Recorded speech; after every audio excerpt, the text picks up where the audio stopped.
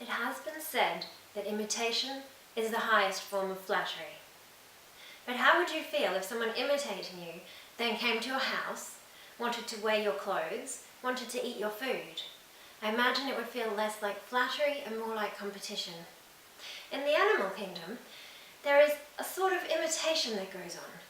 It's called Mullerian mimicry, and it happens when two unrelated species who live in the same area have evolved to have similar colourings and markings, which lets them cooperatively ward off predators from both species. But do they then need to compete for resources?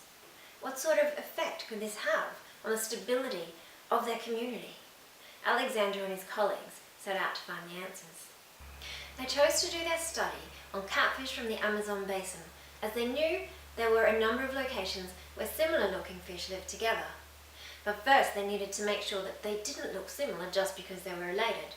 So they constructed a family tree using genetic material from 425 different species of catfish, and then they looked at where the catfish in their potential mimicry rings fit into that tree.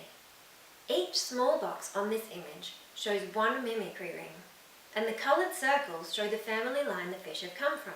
In 92% of cases, the similar-looking fish come from different lineages, telling us that these are indeed true mimicry rings.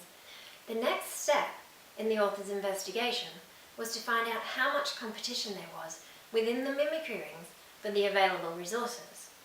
They did this in two ways. First, they used geometric morphometrics, which is a digital analysis of the fish's body shape.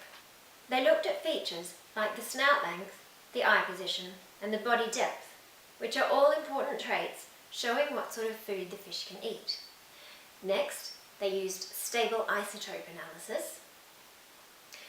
By measuring the levels of carbon and nitrogen isotopes present in the muscle tissue of the fish, they were able to see how much dietary overlap there was between fish participating in the mimicry rings. As you can see from these charts, the results show that fish participating in mimicry rings live in the same habitat, look very similar, but have quite different resource needs. This suggests that the stability of a community is more dependent on the competitive interactions than on positive interactions such as Mullerian mimicry. A study undertaken in 2012 by Jones et al. Looked at Mullerian mimicry, along with a range of other mutually beneficial strategies, and came to the conclusion that to understand mutual relationships in nature, we need to also consider the competitive relationships.